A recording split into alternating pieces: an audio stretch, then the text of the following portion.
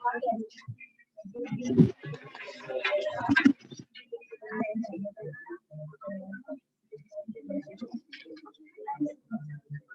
कुछ ज्यादा इधर शिफ्ट नहीं कर दी इसे।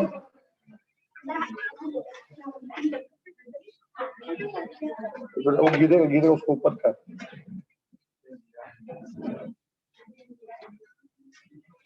अच्छा तुझे उसके साथ बैठना है ऐसा बोल रही है, छुट्टी के साथ।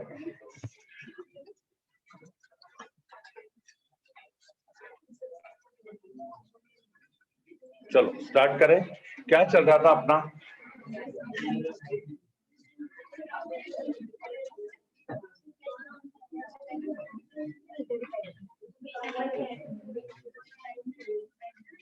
हाँ क्या चल रहा था?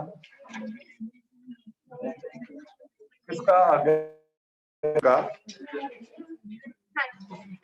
6 से लेके 12 तक बच्चा। ठीक है चलो 7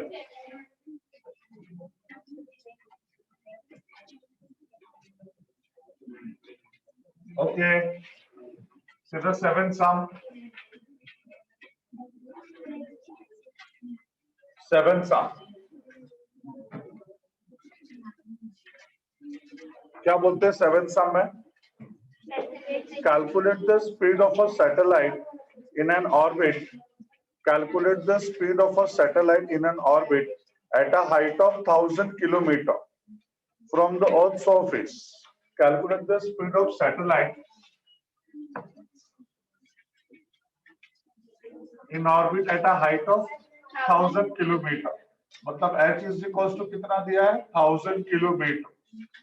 1000 नहीं चलेगा बेटा, 1000 बोले तो 10 पावर 3 और किलोमीटर का मीटर 10 पावर 3 कितना हो जाएगा? 10 पावर 6 10 पावर 6 ये हो जाएगा 10 पावर 6 मीटर। बराबर है। आगे क्या दिया वो लोगों ने इसमें? अरे मतलब नेक्स्ट क्या दिया? Mass of the earth capital M they have given to you 5.98 into 10 power 24 kg. What next? R 6.4 into 10 power 6 meter. तो लोग जानना चाहते हैं ऑर्बिटल स्पीड मतलब critical velocity. To find VC is what? Formula तो पपलू है बेटा, VC equals to GM R plus H। कोई प्रॉब्लम नहीं है इसको सॉल्व करने में, खुद से कर पाओगे? खुद से कर पाओगे कि मैं सॉल्व करके दूं? ये देख VC G है 6.67 into 10 power minus 11। ये क्या बेटा बोलो? 5.98 24 डिवाइड बाय R कितना है? 4 into 10 power 6 plus 10 power 6 h 10 power 6। तो VC is equals to क्या होगा? What is VC? हम लोग क्या कर सकते हैं, यहाँ पे लिखेंगे 6.67 ये वाला, 5.98 ये वाला, और यहाँ पे 10 पावर 6 को कॉमन ले लेंगे तो यहाँ पे 6.4 और यहाँ का 1 7.4 into 10 पावर 6। कुछ डाउट है क्या किसी को इसमें? 7.4 into 10 पावर 6 तो यहाँ पे हो गया 7.4 10 पावर 6 moves up -6 तो -6 और -11 -17 plus 24 30। अरे सॉरी 17 था ना, -17 और 24 7 10 पावर 7 तो यहाँ पे हो जाएगा 10 पावर 7। और ये सब किसमें बेटा बोलूं तो रूट में है, ये सब रूट में है, बट रूट में 10 पावर 7 जी वाला त्रास। क्यों? पावर का मतलब क्या होता है, रूट का मतलब क्या होता है? Power half. रूट का मतलब क्या होता है? Power half. अगर ये 10 पावर 7 और उसका भी पावर मैंने ले लिया हाफ, रूट के बाहर लेके जाऊंगा तो हाफ होगा ना, तो थोड़ी ना ऐसा लिख सकते हैं 10 का पावर 3.5, ऐसा नहीं लिख सकते। तो हम लोग क्या कर सकते हैं, या तो उसको 6 में कन्वर्ट करो या 8 में कन्वर्ट करो। किस में कन्वर्ट करो बोलो, 6 में। तो 6 में कन्वर्ट करेंगे तो 8 डेसिमल यहाँ से यहाँ पर आ जाएगा। हाँ। और ये हो गया 10 पावर 6। अब तो त्रासच नंबर बेटा, अब तो त्रासच नंबर कैसे 66.7 into 5.98 7.4, ये सबका पावर क्या हो गया हाफ, और ये हो जाएगा 10 पावर 3। अब इसको क्या लिख सकते हैं, एंटी लॉग ऑफ हाफ, सबका पावर हाफ है ना, log of 66.7 log 5.98 minus log 7.4 into 10 power 3। इसको सॉल्व कर लो, जो आएगा तुम्हारा 7.4। 7.4 कहां से आया, अरे छुटकी, ये छुटकी 6.67 minus 11 5.98 10 पावर 24, यहाँ से 6.4 प्लस 1, दोनों में से 10 पावर 6 को कॉमन ले लिया ना, 10 पावर 6 कॉमन, तो यहाँ पे क्या बच गया 6.4 और यहाँ पे क्या बच गया 1, तो दोनों मिला के 7। समझा भी, सबका सबको समझा। तू लास्ट टाइम आई थी ना बाबू, मेरे ऑफलाइन क्लास में लास्ट टाइम आई थी, आज तेरा फर्स्ट डे है, मेरा फर्स्ट डे है, मतलब ऑनलाइन में तो थी ना।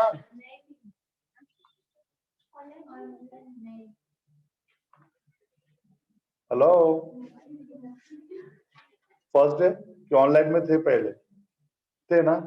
आपका नाम बेटा निकिता, बाजू वाली छुटकी, हाँ तो आई थी, हाँ तू जाना पहचाना चेहरा लग रहा है। सर मैं आती हूँ। हाँ छोटू नया लग रहा है। आज जो आता वो नहीं, यहाँ सुबह दूसरा बच्चा आता था ना, आज नहीं आया। चलो लिखो बेटा फटाफट।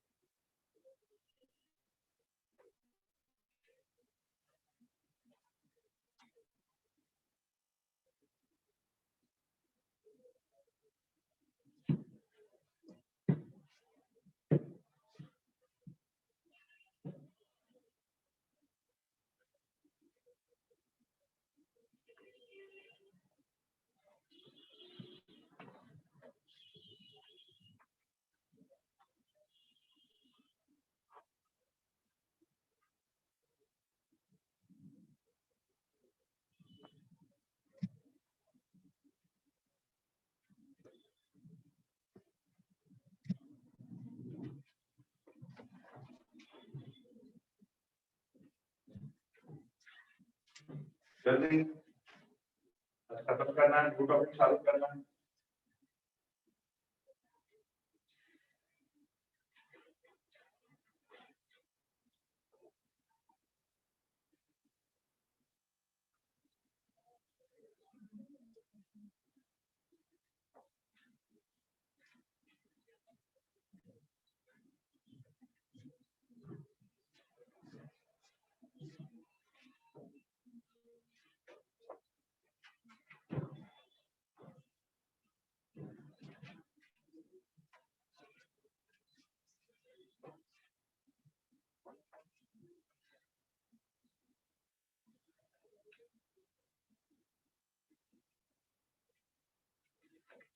चलो रब करें।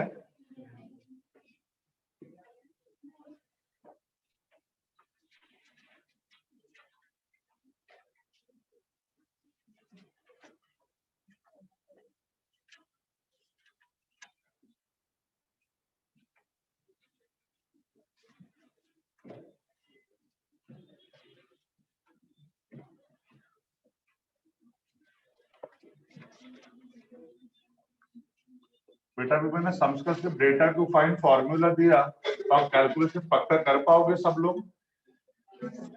आया ना? ठीक, तो बाकी के सम्स जो है, जो डिफिकल्ट रहा तो मैं सॉल्व करके दे देता हूँ, ऐसा सिर्फ फॉर्मूला बेस्ड रहा तो आप लोग कर लेते। ठीक है, मैं आप लोगों को डेटा टू फाइंड फॉर्मूला लिख के देता हूँ, फिर भी अगर कुछ नहीं आया आप लोगों को पूछ लो बेटा। ठीक है, ओके। छुटकी बोला, कुछ डाउट था बेटा?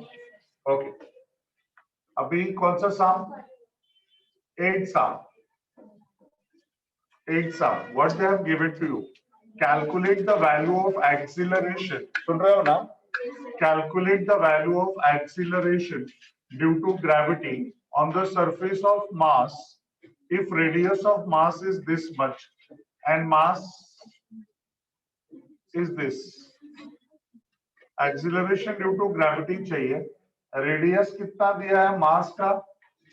3.4 into 10 power 3 किलोमीटर।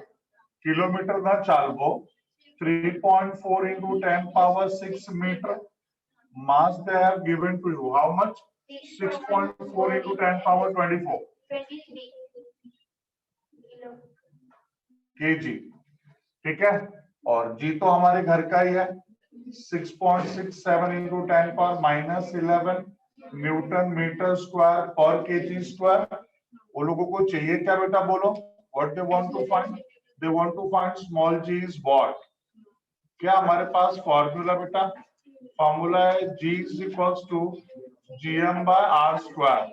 g पता है, m दिया है, r दिया है, small g can be calculated. कुछ प्रॉब्लम बेटा इसमें? पक्का कर पाएंगे? Wait wait wait wait wait. 9 sum. What they have given to you?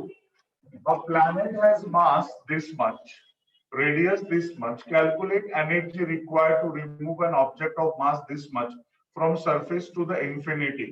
ठीक है, मास कितना दिया है? 6.4 into 10 power 24 kg. ये मास दिया है। Radius they have given to you. How much? 3.4 into 10 power 6. 3.4 into 10 power 6 meter. Calculate the energy required to remove a mass 800 kg. ये बेटा क्या एनर्जी चाहिए किसी भी बॉडी को इन्फ्लुएंस ऑफ ग्रेविटी के बाहर फेंकने के लिए? क्या लिख के दिया था? टोटल एनर्जी, तो उसके वेलोसिटी, मैंने एनर्जी की बात किया, कितनी एनर्जी चाहिए? अरे क्या लिख के दिया था? ये भगवान पढ़ के, binding energy, amount of energy required to move a satellite away from the influence of gravity. तो बाइंडिंग एनर्जी हमको चाहिए। ठीक है, वो बाइंडिंग एनर्जी हम लोग काइनेटिक एनर्जी के फॉर्म में देते हैं, और उसका फॉर्मूला क्या होता है? GMM। कहां से बेटा? और सरफेस से बोला है, from surface of the earth. उसका formula GMM by R। Check करो, 10 फॉर्मूले लिख के दिया था आजू बाजू में। यस, 5 + 5। फ्रॉम सरफेस से यही फॉर्मूला है ना, GMM बाय R। और हाइट से होता तो क्या होता बेटा, बोलो? GMM upon 2R + H। Check कर लो, यही लिख के दिया ना बेटा। तो लिस्ट ऑफ फॉर्मूले दिमाग में रहना चाहिए। तो जी हमारे घर का ही है, बड़ू M दिया है, छोटू M दिया है, R दिया है। तो calculation part you can do it, कर सकते हैं ना? अगले सम पे आ जाए। चलो 10 sum। 10 sum। 10 sum में क्या बोला है? Calculate the value of universal gravitational constant from the given data. Mass of the earth is 6 into 10 power 24. Mass 6 into 10 power 24 kg. What next? Radius of the earth. R is equals to 6400 kilometer. नहीं चालबो, 10 power 6 meter. 10 power 6 meter. What next? Acceleration due to gravity on the Earth's surface. G is equals to 9.8 meter per second square. लोगों ने क्या पूछा बेटा बोलो? To find capital G is what? Formula तो हमारे घर का ही है. G is equals to Gm by R square. M पता है, R पता है, छोटू जी पता है, बड़ू जी can be calculated. Any doubt? चलो अगला नो स्पेस. ठीक है, तो दो सम और बच गए बेटा, इसको फटाफट छाप लो, फिर दो सम कर लेते हैं.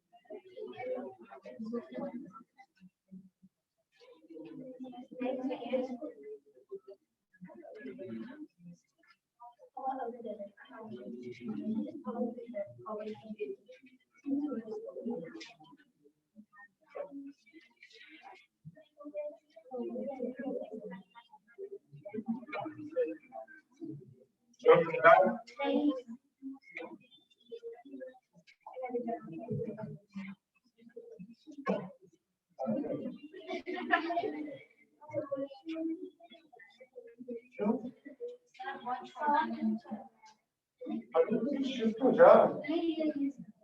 अच्छा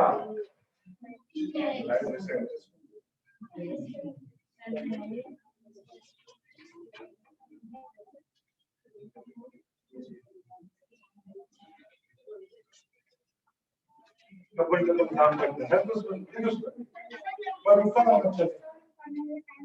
अरे सॉल्व करने का चलो बहुत छुट्टी ऐसा करेंगे आप ही करेंगे।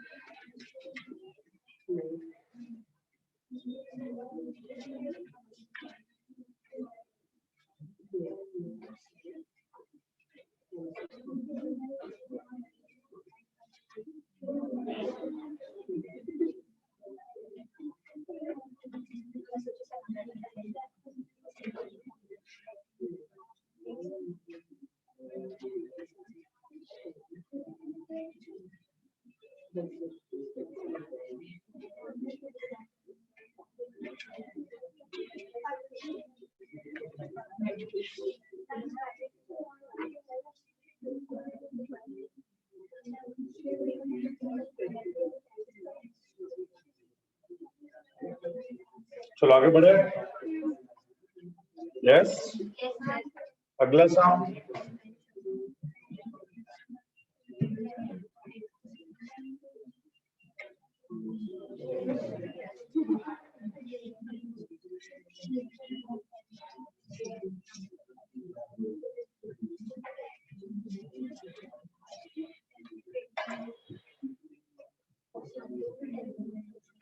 इलेवेंथ सम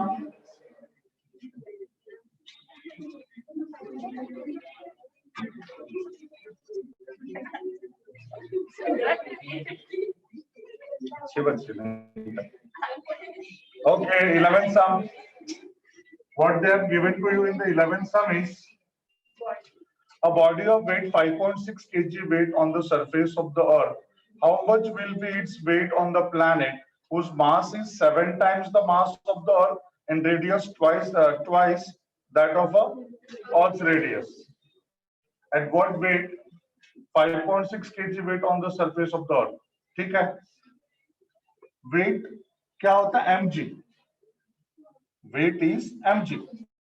ए बेटा अभी हम लोग ये अलग अलग प्लेनेट पे जाएंगे, हमारा वेट अलग अलग होगा। ये क्या हमारा मास अलग होगा? नहीं, हमारा mass will remains the same. क्यों? Mass is matter content inside the body, weight is gravitational pull on the body. तो हर प्लेनेट का अलग अलग मास है, अलग अलग ग्रेविटेशनल फोर्स है, अलग अलग पुल है, इसके लिए हमारा अलग अलग वेट हो। बट हमारी बॉडी का जो मास है that will remains the same through out. तो यहाँ पे हम लोग करेंगे 11th सम में, 11th सम में weight mg, weight on the earth mge। क्यों mg होता है? ge क्यों बोल रहा हूँ? Because earth. mg का वैल्यू कितना दिया है? 5.6 kg weight on the surface of the earth. How much will be its weight on the planet whose mass is 7 times mass of the earth? उसका मास कितना दिया? 7 टाइम्स, है ना? तो मास of the planet is 7 times mass of the earth and radius of the planet is 2 times radius of the earth। तो क्या बोलते हैं? उस प्लैनेट पे वेट कितना होगा? मतलब mgp क्या होगा? mgp why mgp? उस प्लैनेट का जो एक्सेलरेशन ड्यू टू ग्रेविटी होगा तो मास। ये हमको चाहिए। बट फॉर्मूला क्या बेटा बोलो यहाँ पे? What is the formula? Formula क्या है? G equals to gm by r square, क्योंकि जो होना है जी की वजह से ही होना है। ये हमारा फॉर्मूला। कैलकुलेशन में क्या करेंगे बेटा, जरा ध्यान से देखो। सबसे पहले बोलूंगा जीई क्या होगा, जी एम ई आर ई का स्क्वायर, क्योंकि ये तो कैपिटल जी तो कहीं पर भी जाओ वही रहने वाला बेटा, उसका वैल्यू कभी भी कहीं पर भी चेंज नहीं होने वाला है। जीपी क्या होगा, g m p rp the whole square. क्या हो जाएगा बाबू, g gp g gp g m e r e the whole square rp the whole square g m p, बराबर है। कुछ डाउट है क्या यहाँ तक? कौन कौन छू, जी जी छू, यहाँ पे जी और जी पी है। एक बात बोलो बेटा, एक काम करते हैं ना, यहाँ पे एम से दोनों जगह पे मल्टीप्लाई कर देते हैं, नहीं कैंसिल तो हो जाएगा, इसके लिए तो लिखा ना बेटा, ताकि मैं लिखूं और उसका मीनिंग भी कुछ ना हो, इसलिए लिखने का ताकि ये वैल्यू तुझे दिया हुआ है और ये वैल्यू तुझे चाहिए। समझे बेटा, ऐसा मैंने क्यों लिखा, क्योंकि ये वाला वैल्यू हमको दिया है ना और ये वाला वैल्यू हमको मांगता है, इसलिए मैंने m से मल्टीप्लाई डिवाइड कर, और लिखने का कुछ मतलब भी नहीं हुआ क्योंकि मैंने मल्टीप्लाई भी किया डिवाइड भी किया, तो दोनों छू छू ही हो गया ना। और उससे प्रॉफिट हमारा क्या, हमारा फायदा क्या बेटा बोलो, एक डेटा है और एक चाहिए रिक्वायर्ड है।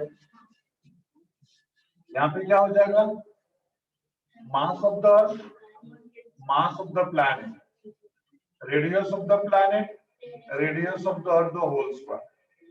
तो ये क्या हो जाएगा बेटा बोलो, एम जी क्या हो जाएगा, और एम जी पी क्या हो जाएगा, एम जी पी मानता है,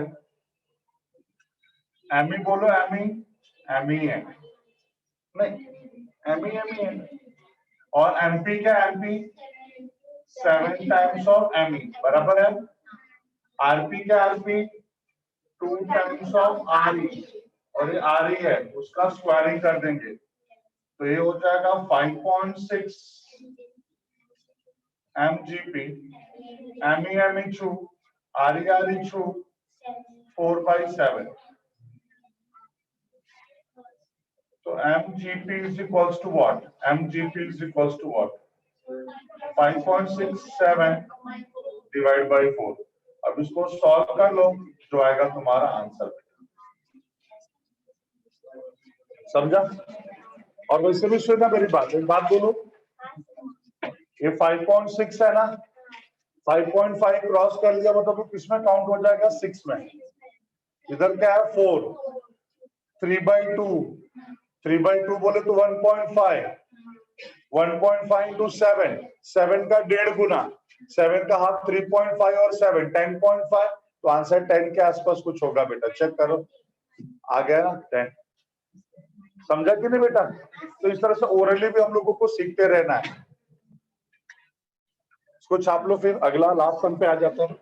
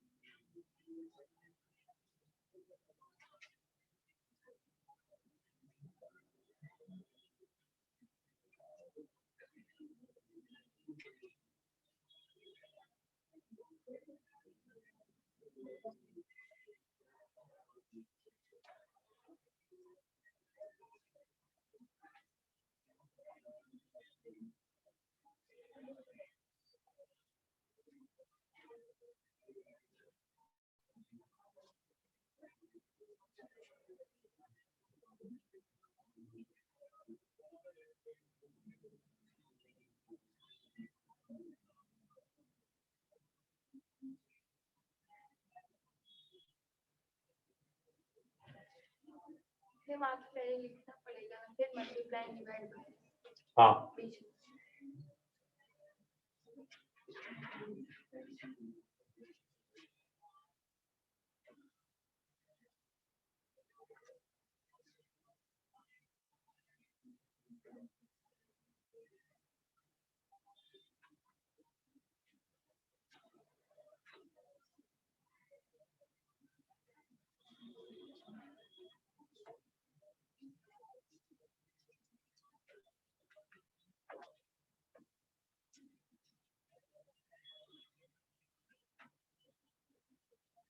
yes beta 9.8 is the answer.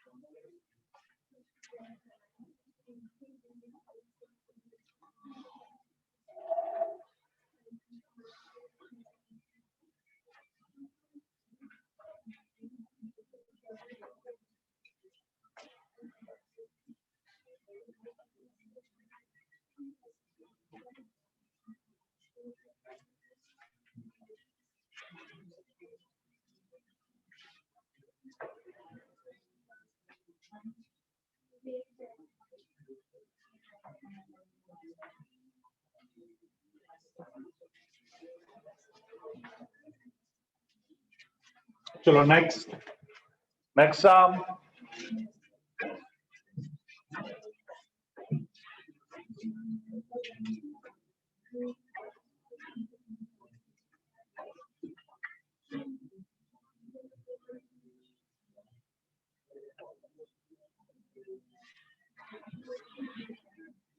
देखो यहाँ पे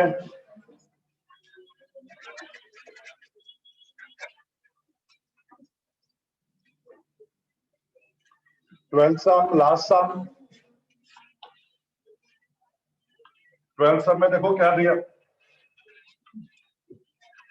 what is the gravitational potential due to earth what is gravitational potential due to earth at a point which is at a height of 2 re मतलब height दिया है 2 times of radius height on surface है बोला है from the surface of earth mass of the earth is 6 into 10 power 24 kg radius of the earth r is equals to 6400 kilometer 6.4 into 10 power 6 meter g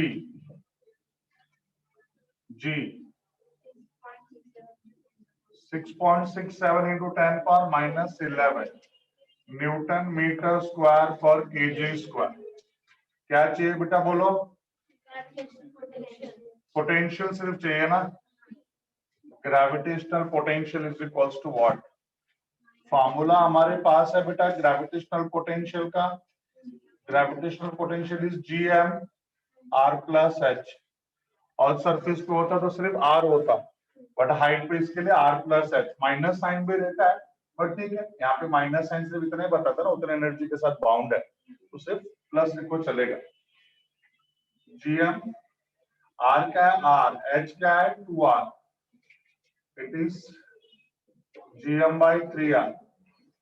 6.67 10 power minus 11, 6 into 10 power 24 और 3. R का value कितना बेटा? 6.4 into 10 power 6.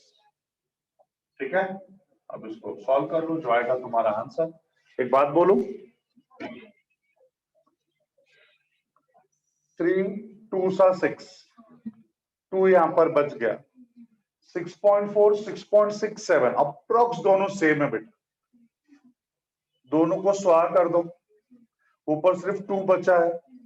ये 6 ऊपर जाएगा, -6 -6 -11 -17 -17 और 24 7, मतलब 2 into 10 power 7 के आसपास कुछ आंसर होना चाहिए.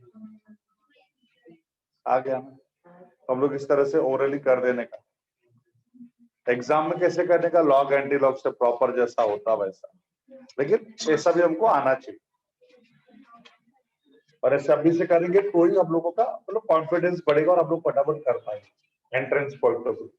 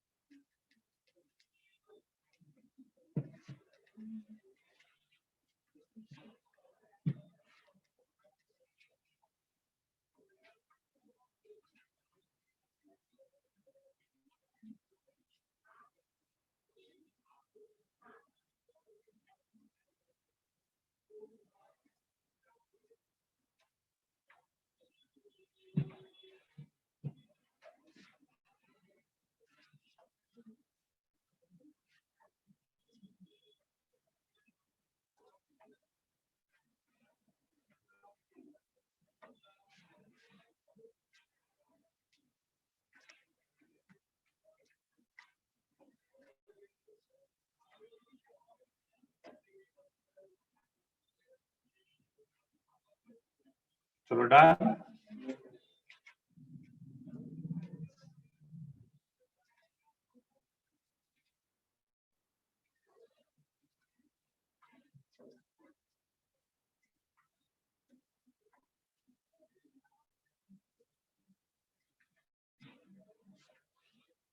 अब करें इसे.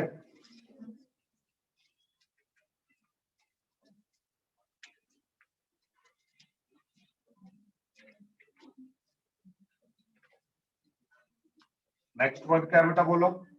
Mechanical properties of solids.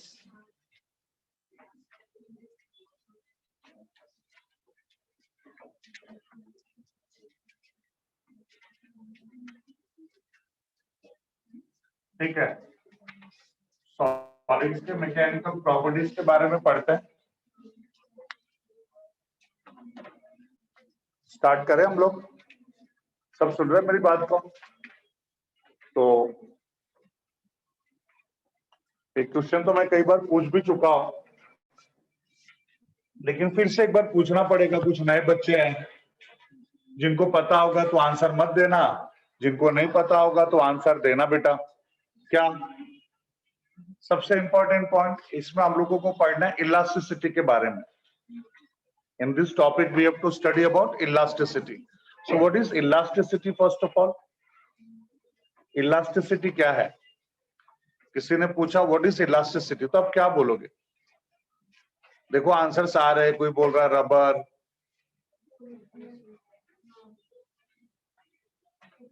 ठीक है बेटा, बाद में लिख ले छोटू, बात सुन, पहले मेरी बात सुन ले, ध्यान से सुनो, समझने का कोशिश करो क्या एक्चुअली क्या है। ये बहुत इंपॉर्टेंट पार्ट है, अगर ये बेस समझ जाएंगे तो आगे का पार्ट तो बहुत सिंपल है।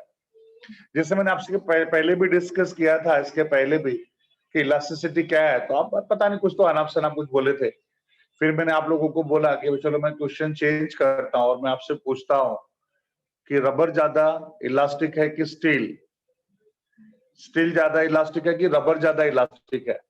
पूछा था मैंने लास्ट टाइम भी, और आप सब लोगों ने आंसर दिया था रबर। फिर मैंने आपसे पूछा था समोसा ज्यादा इलास्टिक होता है कि वड़ा? खाते ना हम लोग समोसा और वड़ा, तो समोसा इज मोर इलास्टिक और वड़ा इज मोर इलास्टिक, और आप लोगों का आंसर था वड़ा। फिर मैंने पूछा था कि एयर ज्यादा इलास्टिक होता है कि वाटर ज्यादा इलास्टिक होता है, और आप लोगों ने आंसर दिया था सर एयर ज्यादा इलास्टिक होता है। फिर मैंने फोर्थ क्वेश्चन पूछा था कि कप आइसक्रीम ज्यादा इलास्टिक होता है कि कैंडी आइसक्रीम? तब आप लोगों ने आंसर दिया था cup ice cream is more elastic, और मैंने बोला था कि आप लोगों का ये चारों भी आंसर गलत है। Steel is more elastic than rubber, samosa is more elastic than vada, water is more elastic than air, and candy ice cream is more elastic than cup ice cream. इसके पीछे का रीजन सिर्फ इतना ही है कि मुझे नहीं पता आप इलास्टिसिटी के बारे में क्या जानते हो, क्या समझते हो, या इलास्टिसिटी को किस एंगल से दिमाग में फिट किए हो। बट एक चीज हमेशा याद रखो बेटा, कोई भी बॉडी को डिफॉर्म करने के लिए जितना ज्यादा फोर्स, जितना ज्यादा ताकत अप्लाई करना पड़ेगा, समझ लो बॉडी उतना ज्यादा इलास्टिक है। आप बोलोगे सर डिफॉर्मेशन क्या बोल रहे हो, उसका क्या मतलब होता है? डिफॉर्मेशन मतलब होता है चेंज इन शेप और साइज और बोथ। किसी भी बॉडी का मैं शेप चेंज करूं या साइज चेंज करूं या दोनों चेंज करूं, उसी को हम लोग बोलते हैं deformation. So what is deformation? Change in shape और साइज और बोथ इज कॉल्ड डिफॉर्मेशन। लिख के दूंगा, डोंट वरी। मैंने बोला जिस बॉडी को भी डिफॉर्म करने के लिए ज्यादा ताकत लगाना पड़ेगा, वो बॉडी उतना ज्यादा इलास्टिक होगा। ऐसा क्यों? इसके पीछे का रीजन है इंटरनल रिस्टोरिंग फोर्स। तो याद रखो दिमाग में, इंटरनल रिस्टोरिंग फोर्स क्या होता है बेटा? Internal restoring force, internal restoring force हर बॉडी के अंदर होता है। लिविंग बॉडी होने दो, नॉन लिविंग बॉडी होने दो, कि कोई भी बॉडी होने दो, इंटरनल रिस्टोरिंग फोर्स हर बॉडी के अंदर होता है बेटा, और ये डिपेंड करता है इंटरमोलिकुलर फोर्स पे।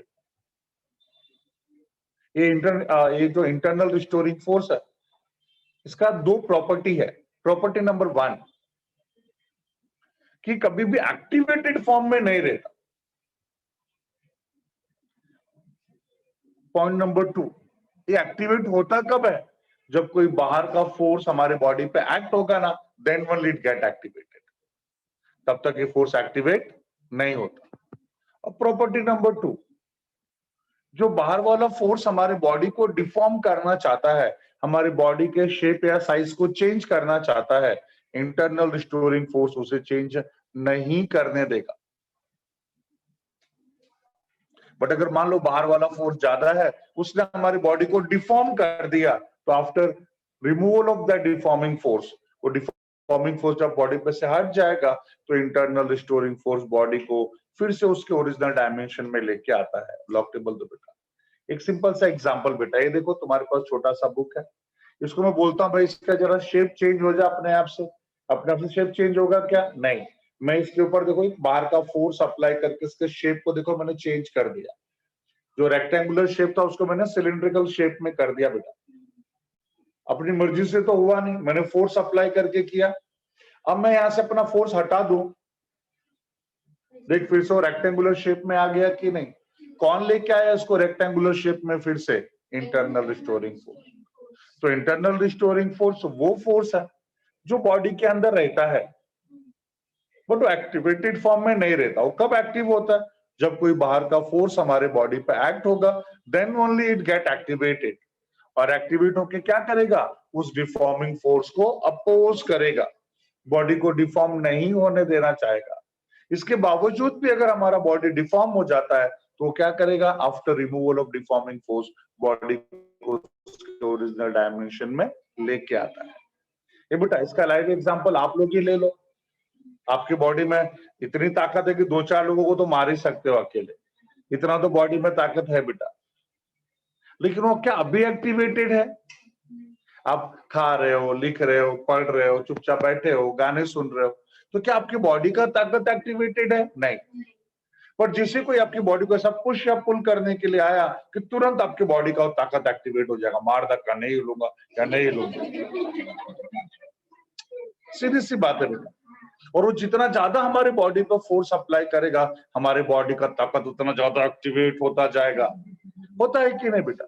बट ये अलग बात है कि वो बाहर का जो डिफॉर्मिंग फोर्स है वो बहुत है, कितना भी हो सकता है।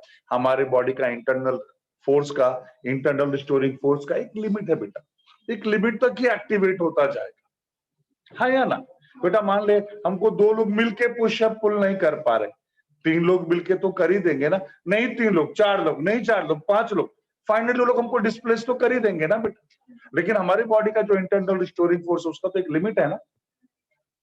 तो एक लिमिट तक हमारा इंटरनल रिस्टोरिंग फोर्स उस डिफॉर्मिंग फोर्स को क्या करेगा? अपोज। उसके बावजूद भी अगर उसने हमको डिफॉर्म कर दिया तो after removal of deforming force internal restoring force body को उसके ओरिजिनल डायमेंशन में लेके आएगा। और जो प्रॉपर्टी है इसी को हम लोग बोलते हैं इलास्टिसिटी। तो इतना समझ लो बेटा, जिस बॉडी के अंदर इंटरनल रिस्टोरिंग फोर्स ज्यादा है, समझ लो वो ज्यादा इलास्टिक है। जिसमें इंटरनल रिस्टोरिंग फोर्स कम है वो कम इलास्टिक है, simple. A body having more internal restoring force is said to be more elastic. A body having less internal restoring force is said to be less elastic. But a reason steel is more elastic than rubber. ये बाबू आपके पास एक steel का rod है और एक rubber का rod है, आप किसको इजीली डिफॉर्म कर दोगे? रबर के रॉड को। अगर रबर के रॉड को आपने इजीली डिफॉर्म किया मतलब उसका इंटरनल रिस्टोरिंग फोर्स कम है, उसका ऑपोजिशन कम है, मतलब उसका इलास्टिसिटी कम है। स्टील का रॉड इजीली डिफॉर्म होगा? नहीं होगा, मतलब उसका ऑपोजिशन ज्यादा है, इंटरनल रिस्टोरिंग फोर्स ज्यादा है। मेरा पॉइंट सबको समझा है? पक्का सबको समझा है? कोई दुविधा नहीं है? फाइन। तो ये हमारा है स्टील और रबर का, why steel is more elastic than rubber. ठीक उसी तरह से बेटा samosa is more elastic than vada. To be very frank, samosa और वड़ा दोनों बहुत इजीली टूट जाते हैं, लेकिन वड़े के कंपैरिजन में समोसे को थोड़ा ज्यादा ताकत लगाना पड़ता है, थोड़ा सा ज्यादा ताकत लगाना पड़ेगा। उसमें थोड़ा सा भी जो ज्यादा ताकत लगाना पड़ता है समोसे को ब्रेक करने के लिए, इसके लिए हम बोल सकते हैं samosa is more elastic than vada. Actually उन दोनों का भी बेटा, उन दोनों का भी इलास्टिसिटी बहुत कम है क्योंकि बहुत इजीली टूटते हैं। लेकिन कंपेयर करेंगे तो उन दोनों में से किसका इलास्टिसिटी ज्यादा होगा? समोसे का, क्योंकि बेटा उसको तोड़ने के लिए थोड़ा ज्यादा ताकत लगाना पड़ेगा। आपके सामने बेटा देखो एयर है, आपने ऐसे हाथ घुमाया तो आपके सामने से एयर डिस्प्लेस हो गया। समझो बेटा अगर यहाँ पे वाटर होता और उसको आप ऐसा डिस्प्लेस करने का कोशिश करते तो क्या वो डिस्प्लेस नहीं होता? होता। लेकिन बेटा एयर के कंपैरिजन में वाटर को डिस्प्लेस करने में ज्यादा ताकत लगाना पड़ेगा, इसके लिए हम बोल सकते हैं water is more elastic than air. ये बेटा cup ice cream, candy ice cream, cup ice cream थोड़ा सॉफ्ट रहता है, फटाफट फटाफट टूटता है बेटा। कैंडी आइसक्रीम थोड़ा ताकत लगाना पड़ता है, दांत से ज्यादा ताकत लगाना पड़ता है, या उसको चूसते रहो फिर कोई प्रॉब्लम। बट अगर जल्दी से तोड़ना है तो थोड़ा ताकत लगाना पड़ेगा बेटा। तो कैंडी आइसक्रीम को तोड़ने के लिए ज्यादा ताकत लगाना पड़ेगा कंपेयर टू कप आइसक्रीम, इसके लिए हम बोल सकते हैं candy ice cream is more elastic than cup ice cream. मेरा बात सबको समझ में आया बेटा मैंने क्या बोला? ये देख यश, यश बोलता मेरे को भूख लग जाएगी। कौन है यश? ओके ओके ओके ओके, ये पॉइंट सबको समझा बेटा मैंने क्या बोला आप लोगों को? पक्का सबको समझा है? श्योर। मतलब एक बात पूछूं बेटा, अगर मैं आपसे पूछूं कि दुनिया का कौन सा बॉडी सबसे ज्यादा इलास्टिक है तो क्या बोलोगे? प्रणीत बोल रहे, डाउट बोलते रहा। प्रणीत डाउट बोल। समोसा क्या? समोसा क्या?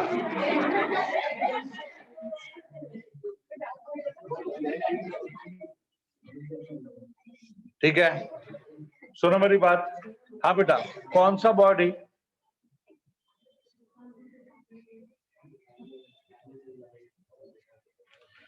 बॉडी ज्यादा इलास्टिक होगा,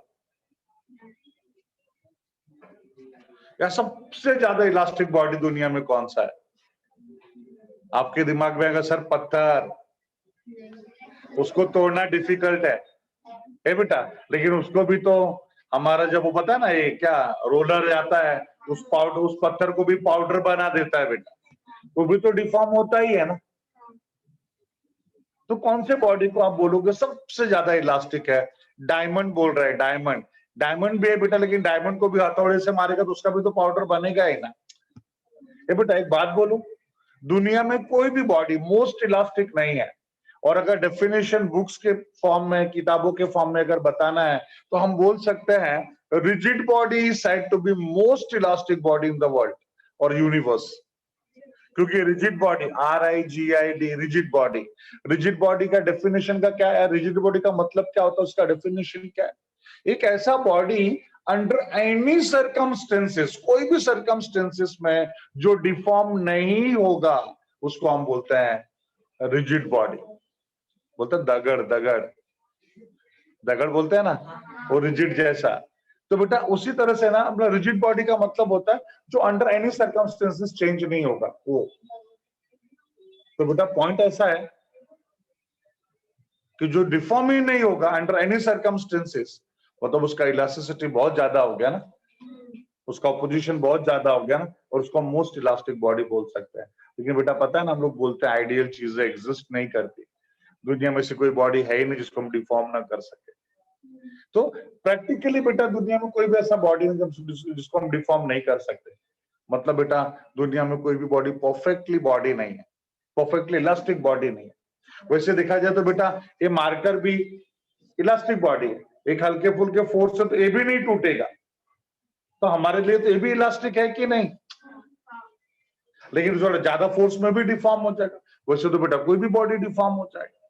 इसके लिए मैंने बोला कि थियोरेटिकली अगर मुझे बोलना है तो मैं क्या बोलूंगा, एक ऐसा बॉडी जो अंडर एनी सर्कमस्टेंसेस डिफॉर्म नहीं होगा, जिसको हम क्या बोलते हैं, रिजिड बॉडी। तो rigid body is said to be most elastic body in the universe. Otherwise तो बेटा पता है वो एक लकड़ी जैसा वुड जैसा रहता है, उसको अच्छा सा नाम है, बेंत बोलते हैं शायद, बेंत बोलते हैं ऐसा कुछ, तो एक ऐसा वुड है उसको बेटा पता हम लोग धागे को कैसा उंगली पे ऐसा लिपट सकते हैं, वो लकड़ी को ऐसा अपनी उंगली पे ऐसा लिपट सकते हैं बेटा, टूटता नहीं है। पहले के गांव के गुरुजी लोग उसी से मारते थे। Hope getting me this, hope you are getting me this. तो उसको हम लोग ना सब फाइबर बोलते हैं, ठीक है, जो भी रहेगा देख लेना। लेकिन एक पॉइंट सबको समझा ना बेटा, एक दिमाग में चीजें क्लियर हो गई। इलास्टिसिटी बोले तो क्या, जिस बॉडी को डिफॉर्म करने के लिए जितना ज्यादा ताकत लगाना पड़ेगा वो बॉडी उतना ज्यादा इलास्टिक। और कौन सी बॉडी को हम लोग मोस्ट इलास्टिक बॉडी बोल सकते हैं? क्या बोलेंगे? Rigid body. Rigid body is said to be most elastic body. ये बेटा एक ऐसा क्वेश्चन था एंट्रेंस में, इससे लेके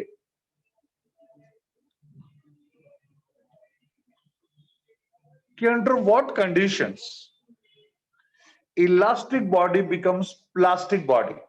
आपको मैं बता दूं, प्लास्टिक बॉडी का मतलब वो, इलास्टिक बॉडी कौन, जो जल्दी नहीं टूटेगा, प्लास्टिक बॉडी कौन, जो फट से टूट जाएगा, वो थोड़े से फोर्स में भी जो डिफॉर्म हो जाएगा, उसको क्या बोलेंगे, प्लास्टिक बॉडी। हमारे फिजिक्स में इस टॉपिक में प्लास्टिसिटी मतलब क्या है, प्लास्टिक बॉडी का मतलब क्या होगा, तो ऐसा बॉडी जो बहुत हल्के से फोर्स से भी डिफॉर्म हो जाएगा उसको प्लास्टिक बॉडी, और जो बहुत ज्यादा फोर्स से भी डिफॉर्म नहीं होगा उसको इलास्टिक बॉडी। एक चीज दिमाग में आ गया बेटा? तो ऐसे क्वेश्चन पूछते हैं, under what circumstances elastic body becomes plastic body. कौन से सर्कमस्टेंसेस में इलास्टिक बॉडी प्लास्टिक बॉडी हो जाता है? ऑप्शंस भी दिया है, when deforming force is small, deforming force is moderate, deforming force is very high, and none of above. तो कौन सा करेक्ट ऑप्शन होगा बेटा? कौन से केस में हमारा elastic body becomes plastic body?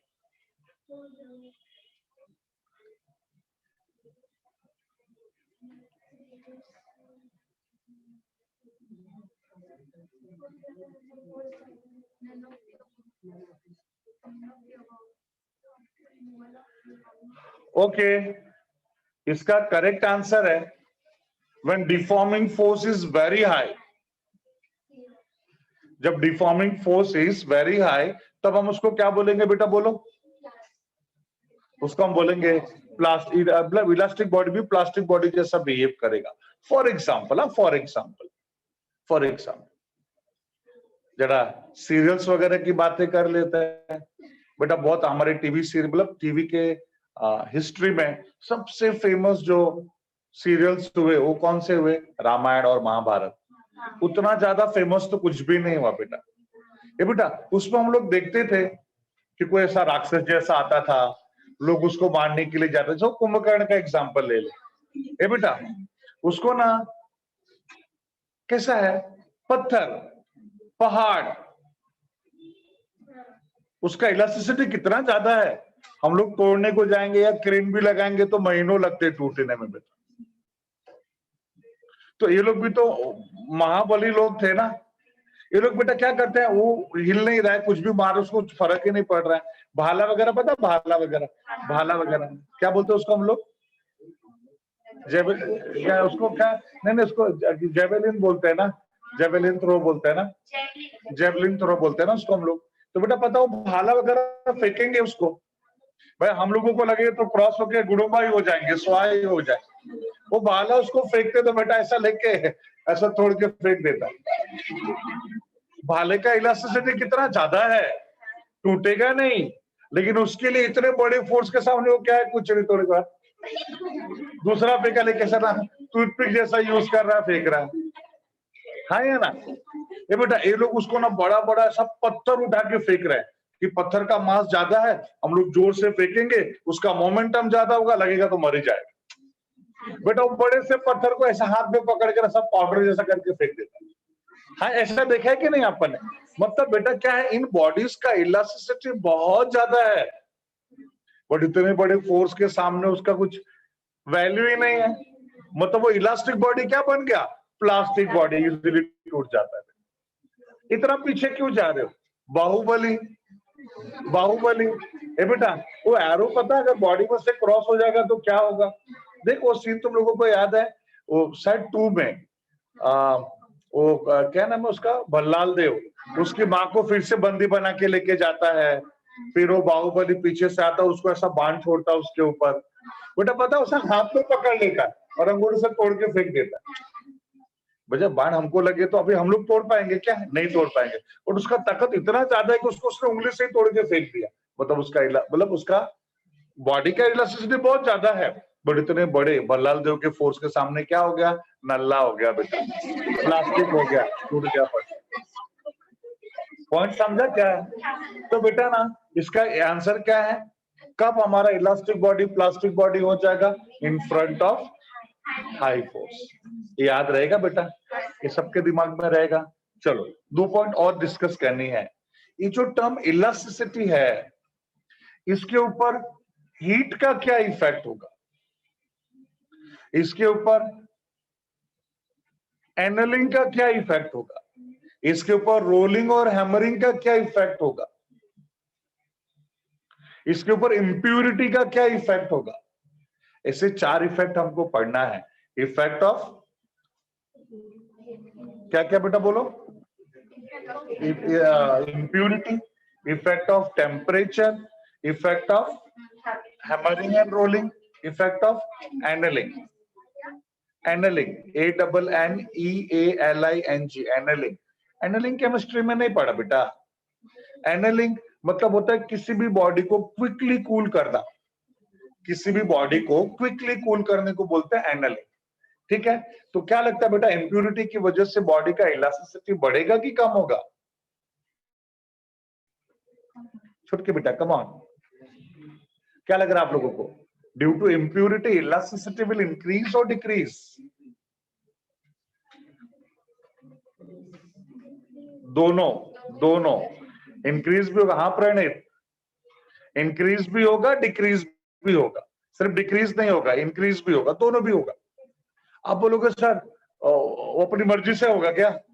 ये बेटा उसकी मर्जी की बात नहीं है, डिपेंड करता है हम किस तरह की इम्प्यूरिटी ऐड कर रहे हैं, उसके ऊपर डिपेंड करेगा कि उसका इलास्टिसिटी बढ़ेगा या उसका इलास्टिसिटी कम होगा। उसका इलास्टिसिटी किस पे डिपेंड करेगा? इम्प्यूरिटी पे। मेरा बात सबको समझ में आ रहा है बेटा? इम्प्यूरिटी पे डिपेंड करेगा उसका इलास्टिसिटी। फॉर एग्जाम्पल ऐसा इम्प्यूरिटी जिसका इलास्टिसिटी गिवन सब्सटेंस के इलास्टिसिटी से ज्यादा है, अगर उसको हम ऐड करेंगे ना बेटा तो सब्सटेंस का इलास्टिसिटी बढ़ जाता है। बट अगर ऐसा इम्प्यूरिटी जिसका इलास्टिसिटी गिवन सब्सटेंस के इलास्टिसिटी से कम है तो उसका इलास्टिसिटी कम हो जाएगा बेटा। फॉर एग्जाम्पल गोल्ड, सिल्वर, ये बहुत नाजुक होता है, बहुत मुलायम होता है बेटा, ये बहुत इजीली टूट जाते हैं। ये तो पहले के लोग तो खाते भी थे सोना चांदी, ज्यादा था और उसको खाने के फायदे भी होते हैं। SRK बोलता है ना, शाहरुख खान बोलता है ना, सोने से हमारा बॉडी एकदम स्ट्रांग होता है, चांदी से हमारे दिमाग तेज होता है, बोलता है ना, ये फैक्ट है। पहले के लोग सच में खाते थे बेटा, और पहले के लोग आज भी खाते हैं, हम लोग आज भी खाते हैं सोना चांदी च्यवनप्राश। अरे ये आलो, इसका मतलब ये नहीं कि उसमें कैसा रहता है ना, एक मेटल, मेरी बात सुनो, जो मेटल्स होते हैं ना उसका इफेक्ट होता है उसके अंदर। जैसे तुम लोगों ने देखा होगा मेजोरिटी लोगों के घर में ना कॉपर का बर्तन में पानी रखते हैं, और वो पानी को पीने से हमारी बॉडी में ना बोलते हैं ना नहीं उसका बोलते हैं ना मिनरल्स वगैरह ये सब ज्यादा रहता है हमारे बॉडी में, आयरन ज्यादा रहता है, हीमोग्लोबिन का लेवल ज्यादा रहता है हमारे बॉडी में। क्यों बेटा? क्या उसके अंदर पानी के अंदर हमारा कॉपर मिक्स हो रहा है क्या? नहीं, बट उसका इफेक्ट बेटा, उसमें रखने से उसका इफेक्ट आ जाता है, तो उससे बेटा इनका इफेक्ट होता है। बेटा आज हम लोग वैसे भी रियल में चांदी खाते हैं, काजू कतरी खाओ, उसके ऊपर बताओ ना वो सिल्वर फॉइल ही तो रहता है ना जो हम लोग खाते हैं, वो चांदी है बेटा, वो चांदी का ही फॉइल है। मेरा बात सबको समझ में आ रहा है बेटा मैं क्या बोल रहा हूँ? तो हम लोग जो खाते हो चांदी से दिमाग तेज होता है, काजू कतरी खाया करो, दिमाग तेज हो। Okay okay okay okay okay.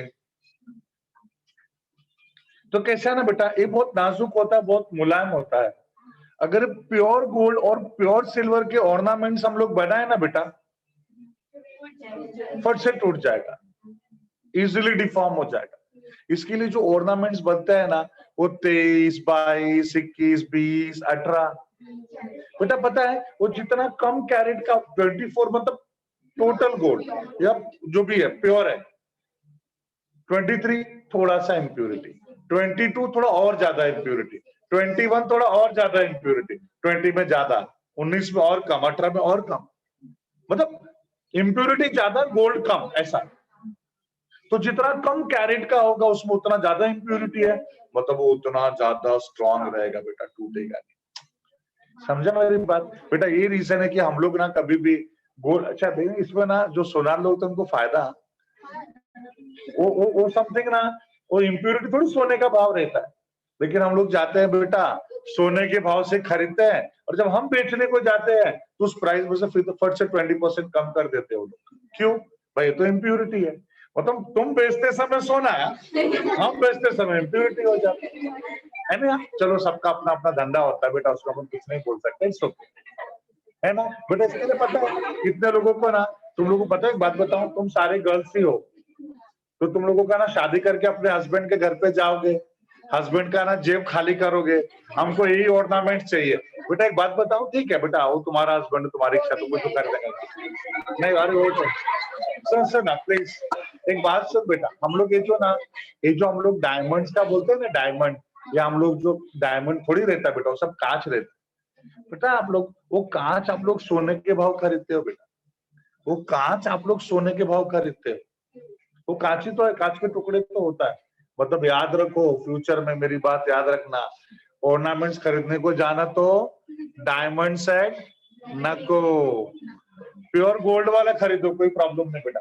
तो तुम्हारे हस्बैंड का फायदा करा रहा हूँ रे, ऐसा क्या कर रहा हूँ, होने वाले हस्बैंड का फायदा करा रहा हूँ। एने हाँ भुगता हूँ, इसके लिए बोल रहा हूँ, एक्सपीरियंस।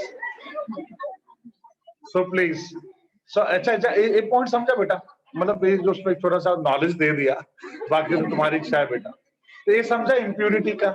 और मान ले बेटा इसमें कैसा था, गोल्ड सिल्वर ये ऐसा सब्सटेंस है जो बहुत कमजोर है, वीक है, इसको स्ट्रॉन्ग करना है तो इम्प्यूरिटी ऐसा मिलाते हैं जिसका इलास्टिसिटी गोल्ड सिल्वर की इलास्टिसिटी से ज्यादा हो। जैसे आयरन है बेटा, आयरन का चैन है, उसमें कॉपर मिला दो, वीक हो जाएगा ना, सीधी सी बात। मेरा बात सबको समझ में आ रहा है? तो इम्प्यूरिटी की वजह से हमारा इलास्टिसिटी इंक्रीज भी होगा, डिक्रीज भी होगा, डिपेंड करता है कि हम लोग कैसा इम्प्यूरिटी ऐड कर रहे हैं। अगर इम्प्यूरिटी का इलास्टिसिटी गिवन सब्सटेंस के इलास्टिसिटी से ज्यादा होगा तो इलास्टिसिटी बढ़ जाएगा, कम होगा तो कम हो जाएगा, ठीक है। दूसरा है बेटा हीट का इफेक्ट, टेम्परेचर का इफेक्ट। क्या लगता है हीट या टेम्परेचर की वजह से इलास्टिसिटी बढ़ेगा, कम होगा, उतना ही रहेगा? कम होगा, बढ़ेगा, उतना ही रहेगा, क्या होगा ये बेटा? कम होगा। कोई एग्जांपल दे सकते हो? अमित बोल रहे बढ़ेगा, प्रणीत बोल रहे इंक्रीज डिक्रीज होगा ना, सिर्फ डिक्रीज होगा, सिर्फ डिक्रीज होगा। एग्जाम्पल बोलू, एग्जाम्पल बोलू, ये बेटा रामपुरी बोलते हैं ना, क्योंकि कोल्हापुरी तो चप्पल होता है और सोलापुरी चद्दर होता है, बराबर है। रामपुरी चौपर, रामपुरी बराबर बराबर, फिर कोल्हापुरी चप्पल होता है ना बेटा, सोलापुरी चद्दर तो रामपुरी चौपर। ये बेटा गांव वगैरह में भी तुम लोगों ने देखा होगा जो आयरन मैन होते हैं, लोहार जिसको बोलते हैं बेटा, पता है या तलवार वगैरह चौपर वगैरह उसको तो क्या करता है बेटा, वो जो मेटल रहता है ना उसको लोग ना आग के अंदर जलाते हैं, आग के अंदर उसको रेड हॉट करते, एकदम जब एकदम लाल हो जाता है ना आग के अंदर, तब उसके ऊपर पिटाई चालू करते और पीट पीट के उसको एकदम नैरो कर देते, पतला कर देते, धार वाला बना देते। मेरा बात समझ में आ रहा है? ये बेटा बिना गर्म किए क्यों नहीं पीट रहे हो आप? क्योंकि तुम कितना भी पीट लो उसको, कितना भी हैमरिंग कर लो उसके ऊपर, उसको फर्क ही नहीं पड़ेगा, वो डिफॉर्म ही नहीं होगा। क्यों? क्योंकि उसका इलास्टिसिटी बहुत ज्यादा है और उसको रेड हॉट कर दिया और अब हैमरिंग कर रहे हैं तो इजीली डिफॉर्म हो रहा है, मतलब अब उसका इलास्टिसिटी क्या हो गया, कम हो गया, तभी तो नैरो हो रहा है, तभी तो पतला हो रहा है। मतलब समझा बेटा क्या है? मतलब ये है, मतलब ये है कि टेम्परेचर की वजह से इलास्टिसिटी डिक्रीज होता है, कम होता है। याद रहेगा ये पॉइंट? हाँ। तीसरा रोलिंग और हैमरिंग, बेटा इन दोनों की वजह से हमारा इलास्टिसिटी बढ़ता है, दोनों की वजह से, रोलिंग और हैमरिंग दोनों की वजह से इलास्टिसिटी बढ़ेगा। कैसे बेटा, कैसे कैसे? अच्छा कॉटन ले लो, कॉटन, कापूस, कॉटन।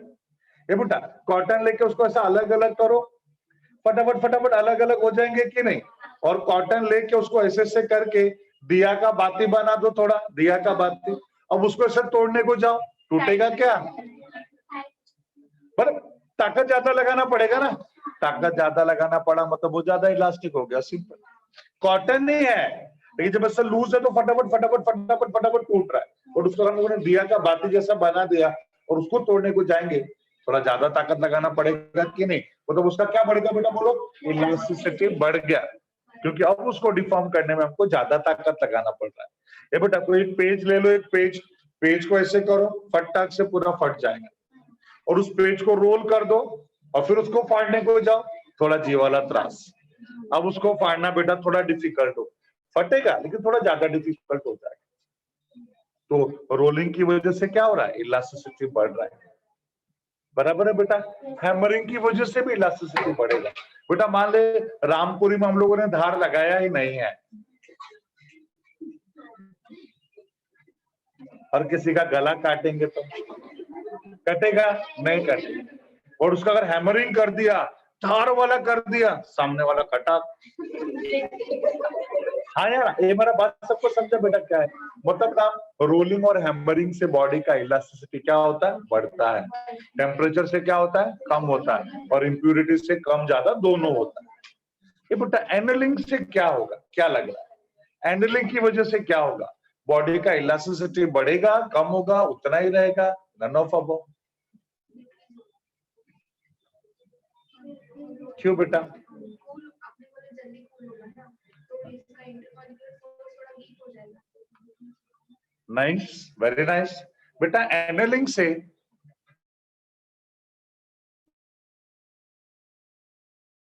बॉडी का रॉड ले लो, आयरन रॉड, उसको बेटा ऐसा गर्म कर दो, रेड हॉट कर दो और ऐसे ही छोड़ दो बेटा। मेरे को लग रहा है 1.5-2 घंटे जाएंगे उसको कूल होने में। आयरन रॉड को रेड हॉट कर दो और ऐसे ही छोड़ दो, उसको कूल होने के लिए 1-2 घंटे चले जाएंगे। और उस आयरन रॉड को ऐसे उठाओ और पानी के अंदर डाल दो, 1 सेकेंड लगेगा, जिर से आवाज आएगा और कूल हो जाएगा। बेटा फट से कूल तो हो गया, और उसकी वजह से उसके ऊपर का जो सरफेस है ना, उसके मासेस टूट के निकल जाएंगे, उससे टूट के निकल जाएंगे। और हम लोगों ने एनलिंग किया, उसको फटक से कूल किया, तो उसका इलास्टिसिटी कम हो गया। बेटा बात समझ में आ रहा है मैं क्या बोल रहा हूँ? ये बेटा बल्ब ले लो, बल्ब उसको ऐसा हाथ से जरा दबाओ ना, ऐसा टूटता है क्या? टूटता है क्या? वो ग्लो होने दो, आधे घंटे तक ग्लो होने दो। अपने फ्रीजर में से पानी निकालो, ठंडा एकदम, उसमें उंगली डुबाओ और जैसे छींटा मार के देखो, बल्ब टूट के नीचे आ जाएगा। सिर्फ छींटा मार दे ठंडे पानी का, टूट के नीचे आ जाएगा। क्यों? बेटा गर्म हो गया है ना, वो ग्लो होके गर्म हो गया है, और मैंने मतलब गर्म है, और मैं उसके ऊपर ठंडा पानी डाल के उसको क्या कर रहा हूँ? कूल कर रहा हूँ। मतलब उसका मैं एनलिंग कर रहा हूँ बेटा, एनलिंग। छोड़ देंगे उसको, ग्लो कर देंगे, मतलब उसका स्विच ऑफ कर देंगे, थोड़ी देर में अपने आप से ही ठंडा हो जाएगा। बट मैं पानी डाल के उसको फटक से ठंडा करने जा रहा हूँ, तो उसका क्या कर रहा हूँ? एनलिंग कर रहा हूँ। और उस एनलिंग के चक्कर में ना टूट के नीचे आ जाए। दंगल मूवी देखो, दंगल, उन लड़कियों को कसरत नहीं करना रहता है ना, तो क्या करते? बल्ब को ही फ्यूज करते। कैसे करते? पानी का छींटा मार देते, फूट जाता। मेरा बात सबको समझ में आ रहा है बेटा मैं क्या बोल रहा हूँ? तो मतलब उसका इलास्टिसिटी ज्यादा है, बट उसका एनलिंग करने को गए, उसको फट से कूल करने को गए, उसका इलास्टिसिटी फट से कम हो जाएगा। ये बेटा यही रीजन है, कभी भी तुम लोग ना बाहर से आओ, खेल के आओ, मामा से पानी मांग के देखो, मामा पानी कभी नहीं देंगे। सब बोलते भी है, फटाफट कहीं बाहर से आए तो ठंडा पानी पानी पीने का, लेकिन ठंडा पानी तो कभी नहीं पीने का। ठंडा पानी कभी नहीं पीने का। ठंडा पानी पियेंगे तो दिक्कत होता है। हाँ, अगर पीना भी है ना तो थोड़ा गर्म पानी पियेंगे तो प्रॉब्लम नहीं है। देख बेटा, जो जिम वगैरह में लोग जाते हैं, एक्सरसाइज करते हैं, उनका गला सूखता है, सीधी सी बात है। तो उस समय उनको पानी पीने का होगा ना, तो वो लोग घर से गर्म पानी लेके जाते हैं। और अगर पानी पीना भी है, मतलब गला बहुत सूख रहा है, तो इतना ही पानी मुंह में डालो कि बेटा यहाँ तक आते आते ना खत्म हो जाए, बॉडी में नहीं जाए। गेटिंग में दिस रीजन कैसा है? बॉडी एक्सरसाइज से या खेलने से या बाहर से आने से वार्म हो गया। उस वार्म बॉडी में अगर आप ठंडा ठंडा पानी डालोगे ना बेटा, अंदर के मासेस फटते हैं बेटा, आपको पता है? अंदर के जो मासेस है ना, वो बॉडी में से फट के निकल जाते हैं, और वही मासेस कफ के फॉर्म में बाहर निकलते हैं। कभी आप लोग बहुत थक के, मतलब बहुत भाग के आए हो, बहुत ज्यादा पसीना हुआ, बॉडी एकदम गर्म है, तो आप लोगों ने ठंडा पानी अगर पी लिया बेटा, 2-3 महीने तक वो सर्दी जाती नहीं है। क्यों? जितने भी मासेस फट के निकले ना अपने बॉडी में से, जैसे कैसे कांच को छींटा मारा तो टूट के नीचे आ गया, हमारे बॉडी के अंदर के मासेस भी टूट जाते हैं हमारे बॉडी में से, और वही धीरे धीरे कफ के फॉर्म में बाहर निकलते हैं। बेटा मैं बोला ना, मैं मोस्ट ऑफ द चीजें कभी किसी की कही सुनी बातें नहीं बोलता, ये मैं अपने ऊपर का एक्सपीरियंस में बातें बताता हूँ बेटा। मैं बताया था ना, मैंने अपने जब आप लोगों के एज में था तो बेटा मैं फेरी वगैरह करता था, फ्रूट्स वगैरह बेचता था बेटा, गली गली में घूम घूम के ना फेरी करता था, फ्रूट्स सर पे रख के ना फेरी करता था। तो एक बार हम लोग 3 माला 4 माला से चढ़ के जाना होता था। एक बार गर्मी का टाइम था, मैं 3-4 माला ना ऐसा वजन लेके चढ़ा, और वहां पे ना बहुत तेज प्यास लगी थी, तो जिनको मैं बेचने को गया था ना फ्रूट, उनको बोला मैडम थोड़ा पानी चाहिए, तो उन्होंने ठंडा पानी दे दिया। मैं अनपढ़ जाहिल गावठी गवार देहाती पी लिया बेटा। 3 महीने 4 महीने तक कफ बॉडी एकदम वीक हो गया, समझ रहे मेरी बात? तो ऐसा कभी भी नहीं करने का। रीजन सबको समझाना क्या है, बॉडी बहुत वार्म है और हम लोगों ने चिल्ड पानी पी लिया, क्या होगा, हमारी बॉडी के अंदर के मसल्स फटने लगे। मेरा बात सबको समझा? तो ये था इफेक्ट ऑफ हैंडलिंग। तो ये सबको एक ग्रिप आ रहा है टॉपिक पे, इलास्टिक मैकेनिकल प्रॉपर्टीज पे ग्रिप आ रहा है। तो बेटा चलो फिर जब शाम को हम लोग मिलेंगे तो सब मैं लिख के दूंगा। अभी फिलहाल फिर समझ में आ गया है ना, मैं शाम को ये सब नोट्स जितना मैंने पॉइंट एक्सप्लेन किया है तो हर पॉइंट लिख के दूंगा बेटा आप लोगों को, ठीक है? सीधी सी बात है ना बेटा, सीधी सी बात। ठीक है बेटा, चलो बाय देन, सी यू।